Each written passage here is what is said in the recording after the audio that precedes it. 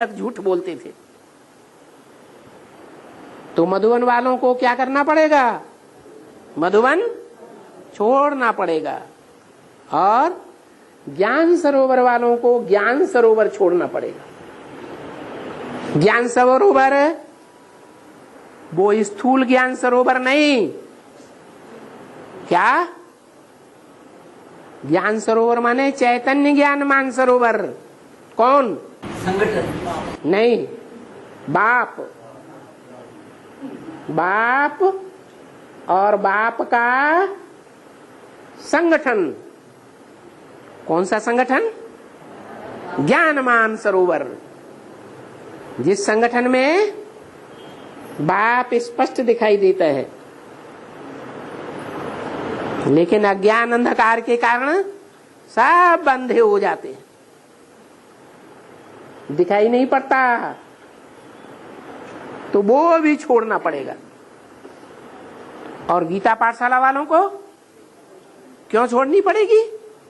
क्योंकि गीता पाठशाला वाले गीता पाठशाला में आने वाले स्टूडेंट्स को ताकतवर समझते हैं, या मिनी मधुबन में जाने वाले स्टूडेंट्स को ताकतवर समझते हैं। गीता पाठशाला वाली जो टीचर्स हैं वो अपने को बहुत पवित्र समझती हैं, या मधुबन में रहने वाली टीचर्स को ज्यादा पवित्र समझती हैं? मधुबन में रहने वाली टीचर्स को ज्यादा पवित्र समझती हैं। तो वो वाइब्रेशन ही गीता पाठशालाओं का ऐसा इंफीरियरिटी कम्प्लेक्स वाला बन जाता है कि मधुबन वाले जब मधुबन छोड़ के भागेंगे तो गीता पाठशाला वाले तो स्वतः ही कमजोर हो जाते हैं। वो भी छोड़ छोड़ करके, जिनको पता चलता जाएगा कि बाप इस समय कहाँ पहुंच गया है, वहां पहुंच गया है जहां इस सृष्टि में परमधाम साबित हो जाता है, जहां और आत्माएं इकट्ठी होने लग पड़ती हैं। कब से इकट्ठी होने लग पड़ती हैं? तब से ही इकट्ठी होने लग पड़ती हैं जिसके लिए बोला है। क्या बोला है? एक ही ट्रेन चलेगी। क्या? चारों तरफ से एक ही ट्रेन चलेगी बाप के ठिकाने पर। उस पहली ट्रेन में जो बैठ गए सो बैठ गए, और रह गए सो नंबरवार फिर रह जाएंगे। तो जो पहली ट्रेन में बैठ गए वो असल सूर्यवंशी, रूहानी मिलिट्री को आर्डर मिले तैयार चलो, तो देर लगाएगी? हैं? अगर देरी लगाती है तो गोली से ठां कर देते हैं। तो ये है रूहानी मिलिट्री सूर्यवंशियों की। पहली ट्रेन में सवार हो जाएंगे, बैग एंड बैगेज इकट्ठा कर लेंगे, भले मधुबन छोड़ना पड़े, भले गीता पाठशाला छोड़नी पड़े।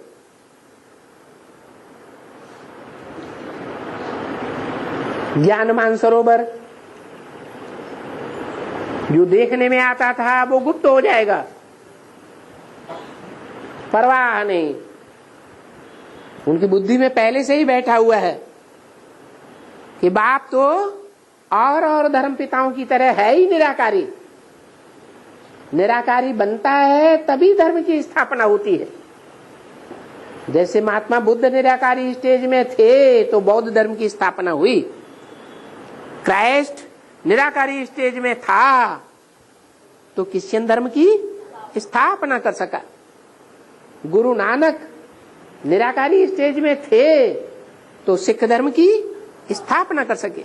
ऐसे ही जो सूर्यवंशियों का बाप है, बापों का बाप कहा जाता है, वो अति की निराकारी स्टेज में स्थिर हो जाता है। उनकी तो बुद्धि में है कि वो ज्ञानमान सरोवर की स्टेज से ऊंचे उठ करके पक्का योगी है, जो परमधामवासी बन चुका है बुद्धि से। शरीर के रहते रहते परमधामवासी। उन्हें पता है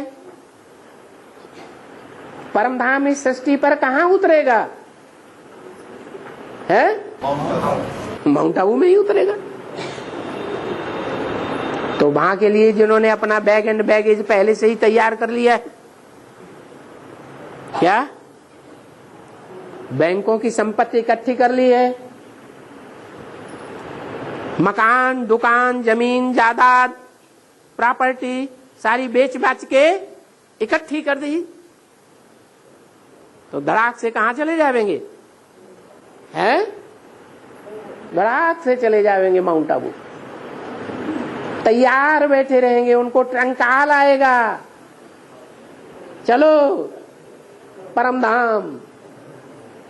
साकारी सृष्टि में जो परम धाम स्थापित होना है, वहां अब जाने का समय आ गया।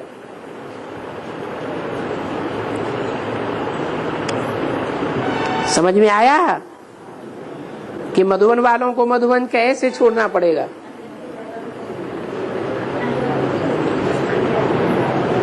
ज्ञान सरोवर वालों को ज्ञान सरोवर, ज्ञान मान सरोवर बाप पता ही नहीं कहां चला गया।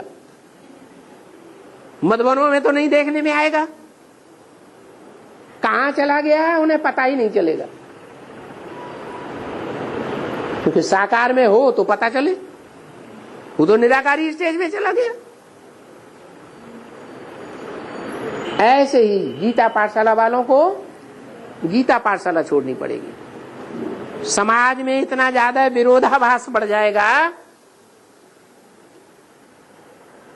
कि गीता पाठशाला वालों के संगठन, छोटे छोटे संगठन को समाज वाले लोग ऐसे ही उड़ा देंगे, ठहरने नहीं देंगे।